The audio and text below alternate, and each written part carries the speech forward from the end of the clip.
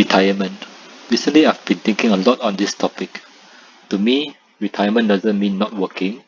It simply means working on things which I find meaningful without needing to be concerned about remuneration. So how can we achieve this?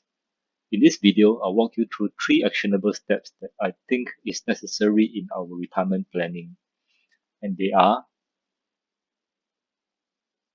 know your lifestyle and plan for your future expenses. Step number 2, determine your investment portfolio size. And step number 3, plan the investment strategy using 3 portfolio approach.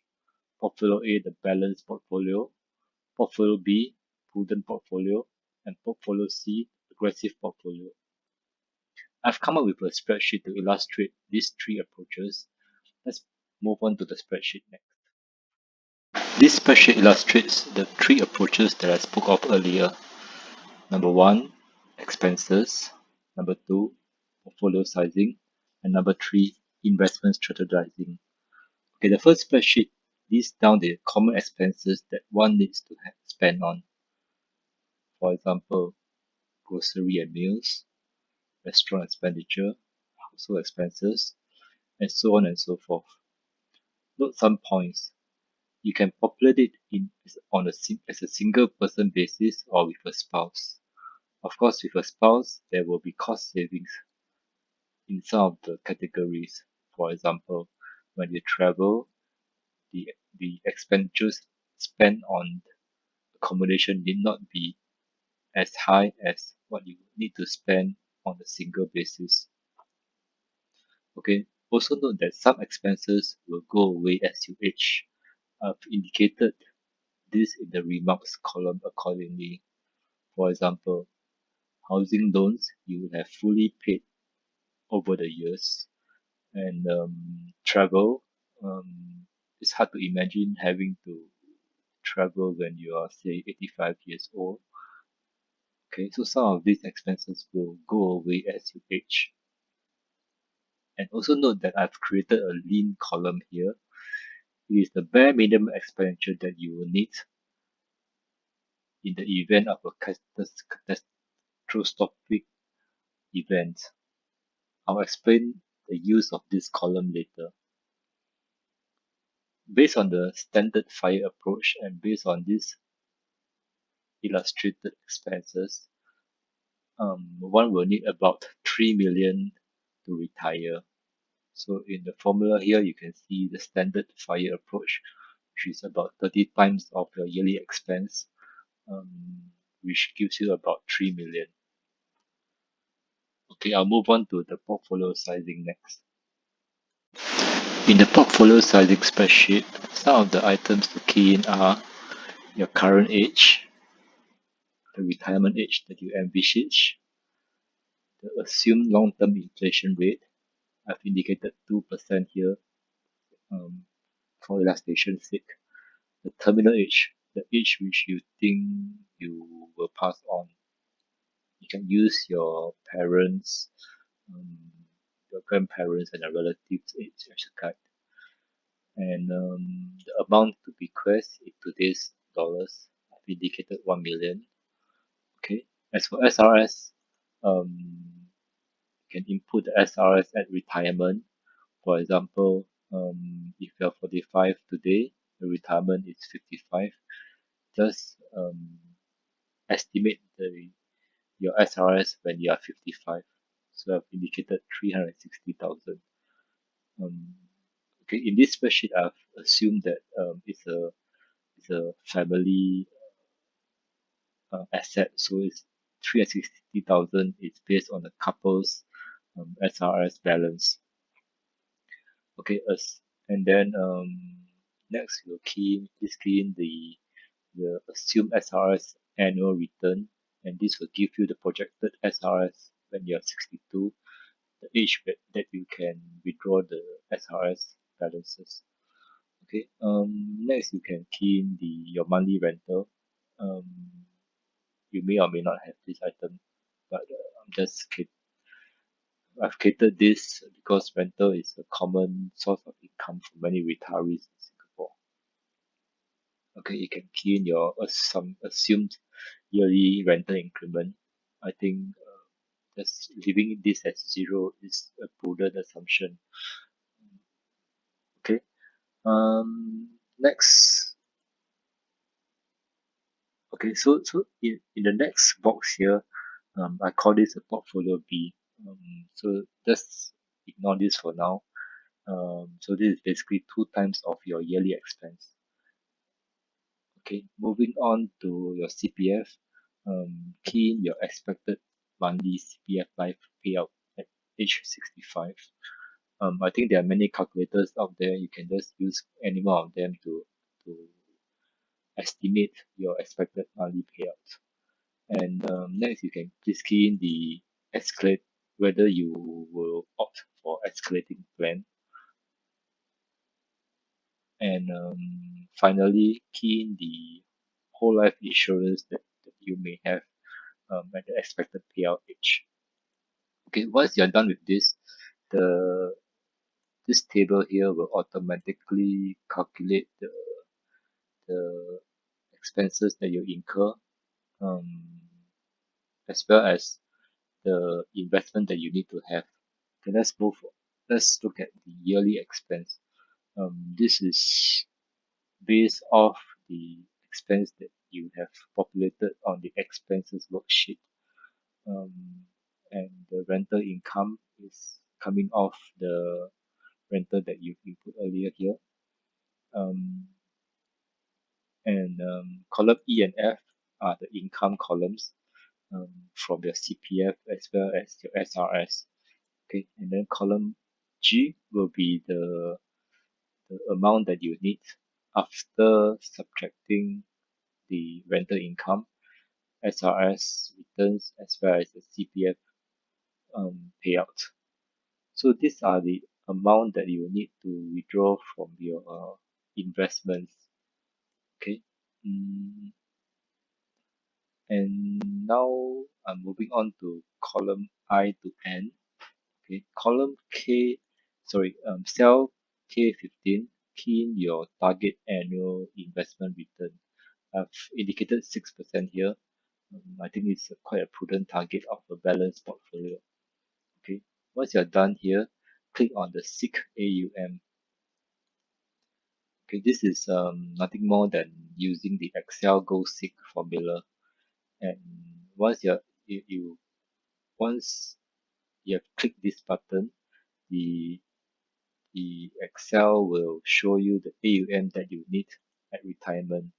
In this example, the AUM that one needs is 1.3 million to sustain the expenses that you have inputted in the expense worksheet.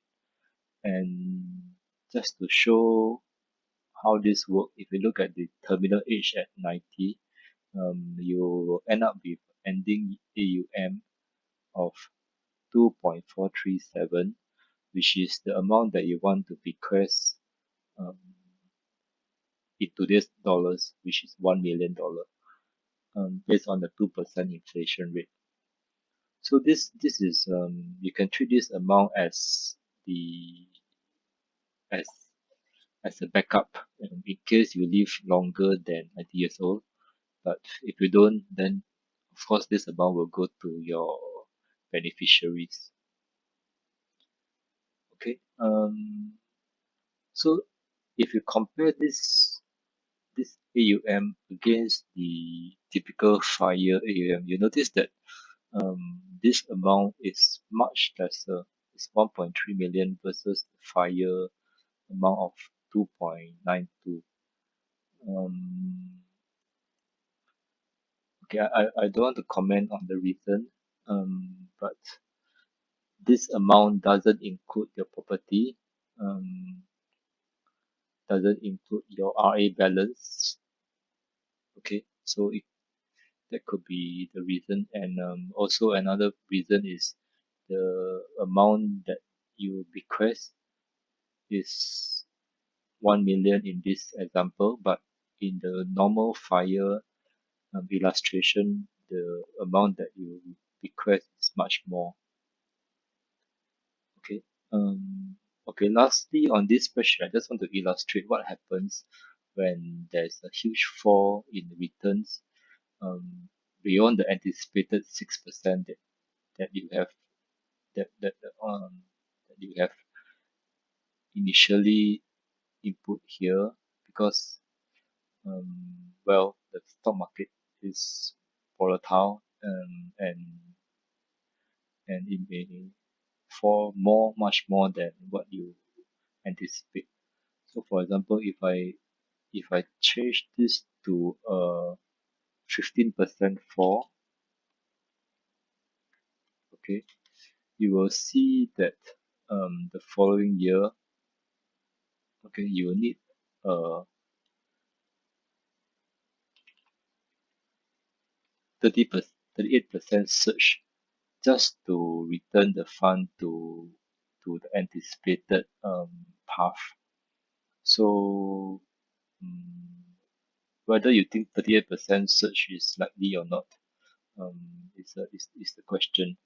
Um, so I just wanted to illustrate an example whereby a drastic fall in a year um, will take a lot for the fund to recover back to where it was in the past.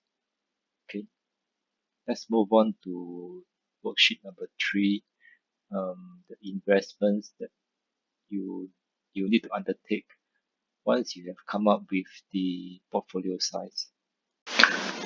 Okay, now that you know how much to set aside, you can start to strategize your investment.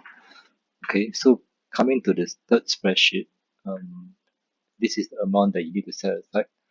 For me, I plan to buffer another 2 times of annual expenses and leave this in my special account, and I'll call this a portfolio B. So it's 2 times of annual expenses, and based on this illustration, it's about 235,000. Okay, so hence, based on this approach, the total AUM that one needs to have before being able to retire,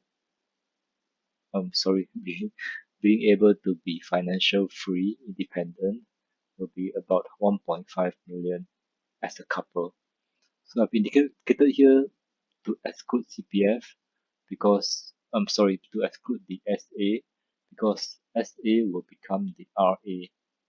Okay, and all properties, because first of all, own stay property doesn't produce income, and secondly, investment rental, I've already accounted rental in one of the columns, in portfolio sizing spreadsheet. So this is the AUM that one needs to have. Okay, sorry, back to this point about portfolio B living in SA. One needs to execute the CPF shielding in order for this to happen. So 55, transfer this to some money market fund, and then have the ordinary account balances, move the RA, and then move the amount back after you have passed your 55th birthday. So this balance will sit in your SA, earning the 4% interest. Okay, and we'll call this portfolio B. Okay, now we look at your actual AUM, the actual amount assets that you have. Okay, so just fill in your cash, your your CPF OA balances, your MA balances, crypto if you have any, um, as well as your equity, bonds, and balance portfolios. Okay, I've indicated in column E the expected return for each of these asset classes. Um, you can play around with the numbers. This may or may not be accurate. It's just random numbers that are populated.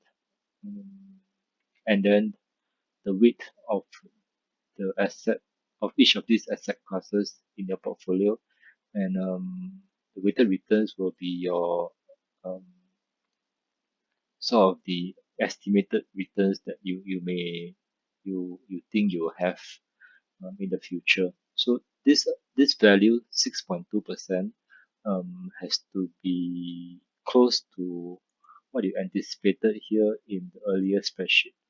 So So it has to be about 6% in this example. If not, you have to play around with your weightage um, in your investment. For example, maybe you're keeping too much in your ordinary account when you could have invested this into equities. So just play around with the numbers here. Key thing is this number has to be the same as the envisaged returns that you anticipate in the market. Okay, so I've indicated here in cell D15 the surplus or shortfall. In this example, it's a positive number, so there's a shortfall of about $146,000. So what this means is you have to work and save another 146,000 before you can be financial independent. Okay, um, that's it. Um, oh yeah, one more thing. I've called this portfolio A, these three asset classes portfolio A, because if you look at the rest of the asset classes, there's pretty much nothing much that you can do in terms of their expected returns. So OA is 2.5, MA is 4, um, cash would be practically zero currently. And some people may ask why I've included MA here. Reason being, MA can be used for insurance, and if you finish topping up your MA, the 4% will spill over to your OA to be used for investment. So in my opinion, MA is can be considered as investable asset class, investable in quotation. Okay. Um. Yep. That's it. Let me move on to some of the scenarios that may happen along the journey. Coming up with a spreadsheet is the easy step. What is more important is how do we operationalize the strategy. So, so let me go through what I think I will do when I retire. Okay. Step number one, you have to monitor your portfolio A quarterly. This is very important because the market changes is so volatile these days. Um, and if you happen to retire when the market is at a peak, it is very dangerous as the market may tank very soon after you retire. Okay, so what happens when you monitor the stock market regularly? Some three scenarios may happen. First, the returns may drop significantly. In this, for example, when the portfolio drops 1.5 standard deviation of history returns, I plan to take the following steps. Number one, I will stop any portfolio withdrawals. Sorry, I will stop all withdrawals from portfolio A. I'll leave portfolio A as it is. And then I'll switch my expenses to the lean expense category, which earlier I was illustrating in the spreadsheet number one. I will not spend as frivolously as I want to, because times are tough during that period.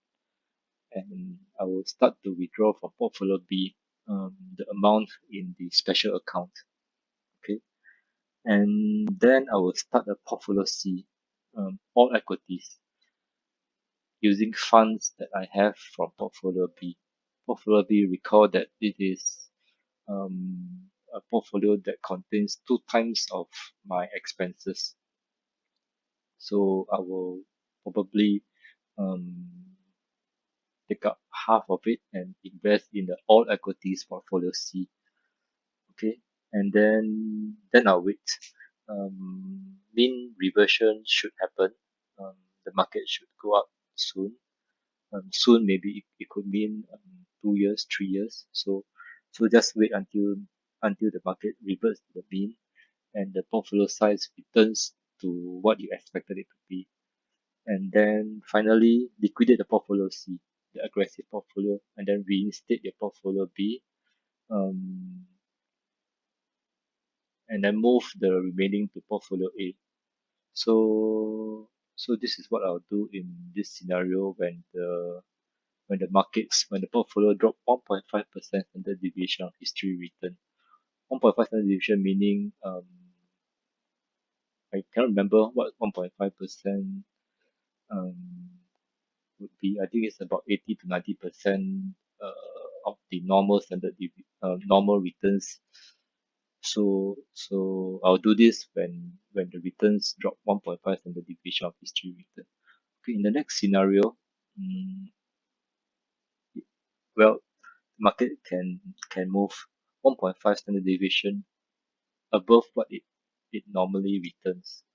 Okay, so in this scenario, what I'll do is I'll liquidate the portfolio A such that the AUM falls back to about one standard deviation of the normal yearly returns. And then I'll top up my special account or retirement account up to FRS or ERS, um, depending on the situation. Okay. So when this happens, I will basically have mm, have a certainty that my retirement income is more than what I have planned. Of course, this is the ideal scenario. When there's a good market return. Okay. And then finally, in all other scenarios, when the stock market does this normal thing, rises and falls normally, just leave the portfolio to auto rebalance itself. Or if you are doing this manually, you rebalance the portfolios yourself. If you are lazy, just invest in the balanced portfolio and have the fund manager rebalance the portfolios regularly. Okay. Yeah, just one more point. Because of the way that this is structured, you can see the yearly expenses very clearly in column C. With this, you can actually change the spreadsheet such that you have different expense quantum for different periods. For example, for each 55 to 70, you may want to use this table for expenditure, and you can create another table here where you can have age 71 to 85, and you can just change the figures accordingly. Thereafter, amend the values here based on what you have populated here from age 71 to 75. And then you can go and so on and so forth. You can do another table here from age 85 to 90, and then change the values here to read from the table that is from age 86 to 90. Okay, then if you do that, then you have a very accurate picture of the expenses that you will incur when you retire. Okay, that's it. Please leave a comment to let me know um, if there's anything wrong with this analysis. Um, I'll be very grateful if you can point out any mistakes that I have, because, well, when one retires, it's very hard to turn back the clock and go back to work for income. Okay, that's it. Thanks for listening in.